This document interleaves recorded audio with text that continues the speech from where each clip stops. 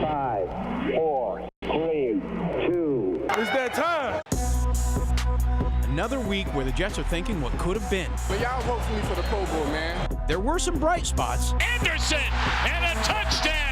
But also ugly mistakes. Oh boy, penalties have killed the Jets all year long. Is any penalty bigger than this one? Otis is in the locker room. Now we know who our own worst enemy is. We'll show you who has the best Jets swag. Scoops it up and he will race into the end zone. This is Jets Late Night.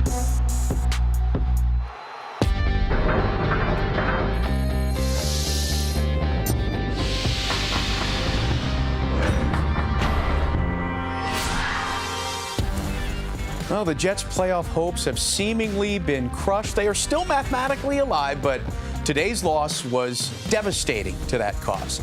Welcome to Jets Late Night. Steve Overmyer here alongside Erik Coleman. And playoff teams just do not make the mistakes that the Jets are making. And for the third time this year, Erik, they blew a fourth-quarter lead.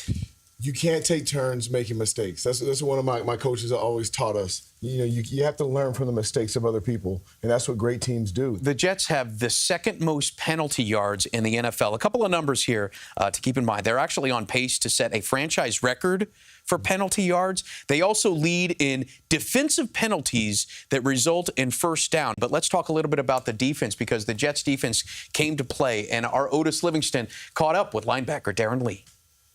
The theme before the bye week was everybody look at themselves in the mirror. Do you think you guys got an honest assessment of yourself, and do you like the way you came out of the bye? I know it didn't result in a victory, but the way you played today. I mean, yeah, we played 3 quarters of good football, but as you know, that's not enough. So everybody's looked at ourselves in the mirror, and now we know who our own worst enemy is, and that's us. When we come back, we're going to talk about Austin Seferian-Jenkins, who gets robbed of another touchdown. What exactly is a catch in the NFL? Erik is going to try to break that down for us when Jets Late Night comes back.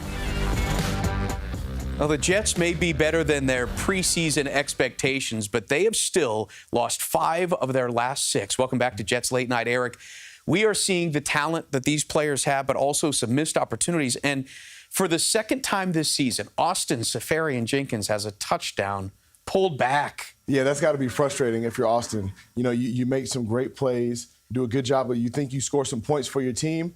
They review it and call it back. But, you know, I think that for Austin, he's got a glitch in the way he's catching the ball. He's got to work on it. He's got to find some way to perfect his craft, to continue to work on the way he catches the ball, lands to the ground, because if the referees want it a certain way, that's how it's got to be played. He's taking the blame himself. He said it was on him. He's not pointing any fingers. He said, that's the way that the rule is stated. I've got to make a change. You said he's got to change. He's got a glitch. Yeah. How does he change the glitch? Well, I mean, it's nothing but repetition. You know, you have to, something you have to focus on, something you have to concentrate on every time you catch the ball, finishing the catch. We are back with more from the locker room right after this. Stick around. You're watching Jets Late Night.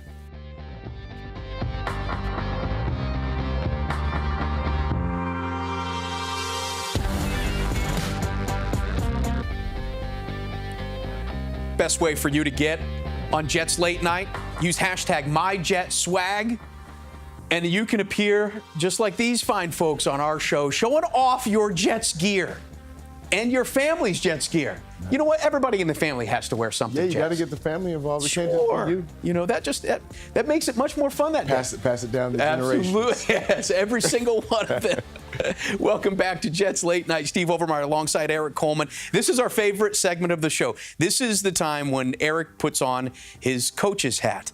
And we're taking a look now at this key third down play, key third down conversion against an all-out blitz. Yeah, it was a great call by the Jets. But if you watch this play, the Jets bring Matt Forte at the bottom of the screen. And right now, when they see a linebacker matched up against Matt Forte, they know Carolina's in a man coverage. If this was a corner out here, they'd be in zone. Now he sees they're in man. So now Josh McCown's going to scan the rest of the field and find his best matchup if you let it play. He sees that Jermaine Kearse is on their third best corner, one-on-one matchup, field wide open. So he says, let me take advantage of it. Jermaine Kearse catches the ball, breaks a couple of tackles, and does the rest. All right, thanks for watching. For Erik Coleman and Otis Livingston, I'm Steve Overmyer. See you next week.